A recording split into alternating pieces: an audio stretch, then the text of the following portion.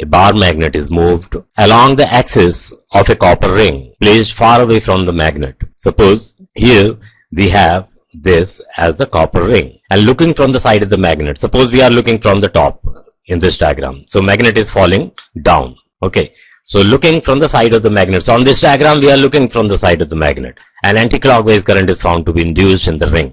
So anticlockwise current means this way. As we know that in any loop, when clockwise current flows, then it behaves as south pole, and on the reverse side, the current is anticlockwise, and that phase behaves like a north pole. Alright. South pole means clockwise current. Clockwise current means south pole, and north pole means counterclockwise current. Anticlockwise current produces the north pole. And whenever there is a case of electromagnetic induction, as is here in this case, because when magnet is dropped along the axis of the ring, then when magnet approaches the ring, the flux associated with the ring will change, and that will induce EMF. And according to Lenz's law, the EMF induced will be in such a manner that it may oppose the actual reason of its change. And here the reason is moving magnet. Alright, magnet is either moving towards the ring or it is being moved away from the ring. Anything can happen. So here it is said that when we look from the side of the magnet, we get anticlockwise current. So anticlockwise current means this way, that means the north pole. So looking from the side of the magnet, this loop, the current in this loop behave as a north pole. Okay, so which of the following options are one of these options only correct? So option A, the south pole faces the ring and magnet moves towards it.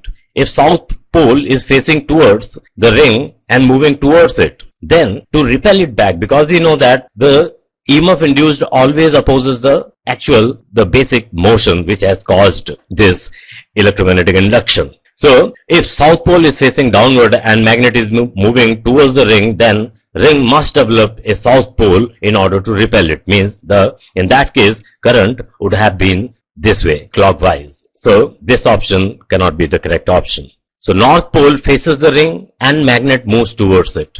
North pole is facing the ring and magnet is moving towards it. Yes, this is possible because here the current is anti-clockwise, so north polarity is there. And if the north pole is approaching towards the ring, then north polarity should develop to repel it back. So this option is the correct option.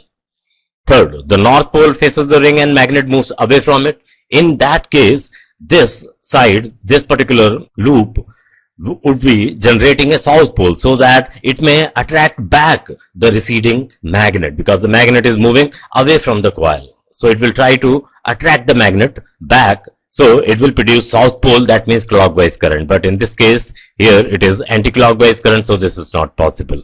So none here is not the case. So option B should be the correct option to this question.